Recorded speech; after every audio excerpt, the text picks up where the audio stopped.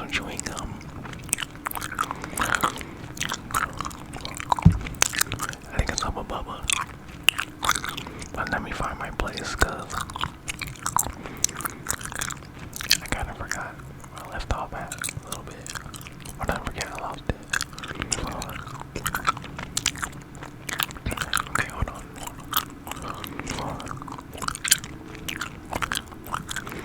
Almost there. God damn, I got farther than that.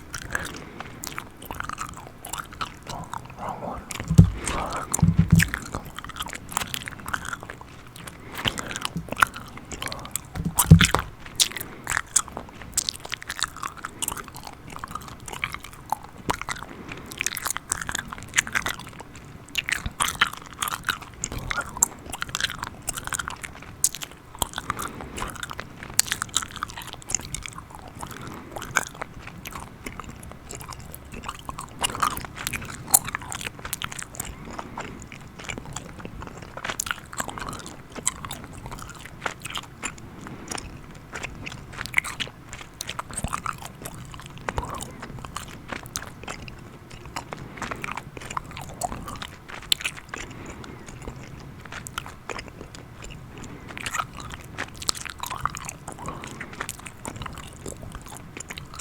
Okay, let's go.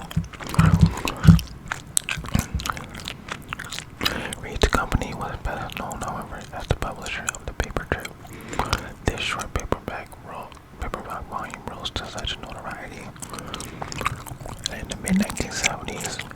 It helped prompt a 781-page Department of Justice report titled "The Criminal Use of False Identification."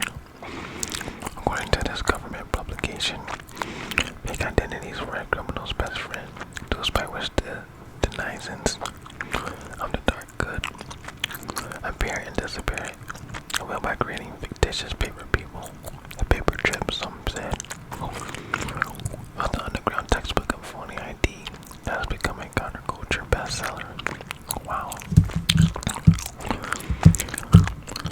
Filled with quotes from John Steinbeck, William Shakespeare, Lao Tzu, and the Greek Stoic philosopher Epictetus. The tone of the paper trip wavered between a straight-ahead out manual and a libertarian, philosophical treatise that reminded Americans that they had a God-given right to go by whatever name they damn well pleased. Wow. Ever since the early days, when the first Americans, the Indians, used the device of name change to denote accomplishment, sort of like a tribal promotion, Americans have changed their names in order to gain some form of success and or acceptance. The author wrote, what some people do not realize, however, is that the custom did not die with the closing of the frontier, and in fact is still flourishing today. To ensure its readers could take part in this most American of pastimes, the book urged them to prepare and practice for the day of their escape. Wow. Prior conditioning can seriously inhibit your transformation. Read one section of the manual, no matter how much you long for a new identity. The comfortable familiarity of your original name can make you very uneasy about introducing yourself in your new incarnation. To get over this uneasiness, the booklet urged readers to practice saying their assumed name out loud and writing out their adopted signature before the time to disappear actually arrived. Like a chameleon, a paper tripper's self-preservation depends upon his ability to blend harmoniously into his chosen environment. Read one section that was illustrated with a pen and ink drawing of dozens of identical businessmen. The main objective it emphasized was to disappear into the crowd, to become inconspicuous. To do so, the paper trip favored real identities obtained in someone else's name over forgeries, and then outlined a technique for obtaining them. While Reed referred to this method as the birth certificate route,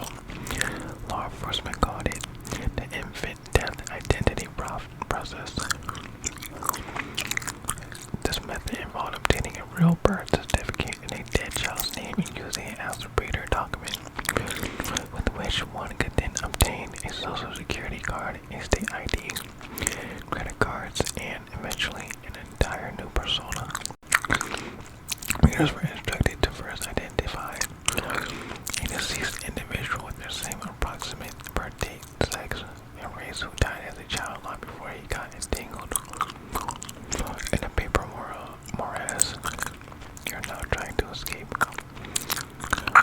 Potential names could be found by wandering through a cemetery, jotting down into info from gravestones, or more simply, by visiting a library with a good supply of microfilm paper or newspapers. Their readers were told to search editions from the years in which they themselves were children, looking for articles or obituaries about the recent death of a kid who, if now living, would have an age that was close to their own. Preferably, they will find a child who had died in a tragic accident. Excellent possibilities, the book noted in one of its more macabre moments, will be those in which an entire family was wiped out, and there will be little remembered of them by now with the name in hand. The next step involved requesting a certified copy of the dead child's birth certificate. A request one could make in writing by posing as the now grown child or as his potential employer conducting a background check. Once the document was received, the tripper was on the path to a new name and all the freedom he promised. With a certified copy of a birth certificate issued by some agency of state or local government, it is relatively easy to apply for and receive virtually any form of ID desired. Oh my goodness. Read instructed according to the paper trip. The rest was up to the reader who adopted Reed's advice. You are the new person and never doubt it. The book read, if you don't, no one else will. Either ask yourself, who else would you be if you weren't you? No one but who you say you are, that's who. It's a good rhyme. Why you can't even prove it, certainly just check my ID. Whether or not he ever read the book, these were words the commander lived by. Like any good con artist, he knew that most people he met, whether it was in a bar or in a government office, did not go through each of life's million tiny transactions, wondering if the person on the other end was trying to deceive them. He knew that most people delivered or believed that he never told her what they read on a piece of paper. With the confidence this understanding gave him, he fully inhabited the many identities he created over the years, becoming comfortable enough to slap assumed names all over state and federal forms, even audaciously using one such stolen identity to shake hands with the President of the United States on multiple occasions. As he once told his lawyer, life is an argument. For him, the ethos trickled down even to the name he called himself. I'm who I say I am. Who else would I be if I wasn't me? No one but who I say I am, that's who.